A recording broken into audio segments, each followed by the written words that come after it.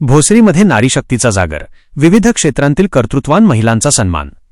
पुणे भोसरी जागतिक महिला दिनाचे औचित्य साधून नारी शक्ती ग्रुप पुणे यांच्या वतीने समाजातील विविध क्षेत्रांत उल्लेखनीय कामगिरी करणाऱ्या महिलांचा गौरव करण्यात आला।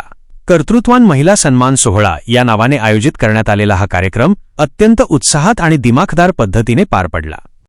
भक्तिमय आणि वैचारिक सुरुवात। कार्यक्रमाचा प्रारंभ तन्वी मुसळे हिने सादर केलेल्या मनमोहक गणेश वंदनेने झाला। त्यानंतर तृप्ती मुसळे यांनी आपल्या प्रास्ताविकातून स्त्री शक्तीचे महत्त्व आणि समाजाच्या जडणघडणीत महिलांचे योगदान यावर प्रकाश टाकला। आयोजकांचे प्रेरणादायी विचार। कार्यक्रमाचे मुख्य नियोजन करणाऱ्या दीपाली सुरवसे यांनी आपल्या मनोगतातून महिलांना मोलाचा संदेश दिला। त्या म्हणाल्या, आजच्या आधुनिक युगात महिलांनी सक्षम होणे काळाची गरज आहे। स्त्रियांनी स्वतःच्या पायावर उभे राहून आर्थिक आणि सामाजिक स्वातंत्र्य मिळवले पाहिजे। मात्र हे स्वातंत्र्य उपभोगताना त्याचा चुकीचा वापर होणार नाही याची दक्षता घेणेही तितकेच महत्त्वाचे आहे। स्वातंत्र्याचा सन्मान राखून महिलांनी आपली प्रगती साधावी। त्यांच्या या विचारांनी उपस्थितांची मने जिंकली। मान्यवरांची उपस्थिती आणि मार्गदर्शन।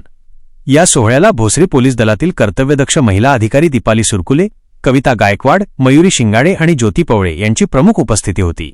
तसेच इंद्रायणी नगरचे नगरसेवक तुषार सहाणे, आळंदी देवाचीचे नगराध्यक्ष प्रशांतदादा कुऱ्हाडे आणि प्रसिद्ध कवयित्री अस्मिता जोगदंड चांदणे यांनी उपस्थित राहून सन्मानित महिलांचे कौतुक केले।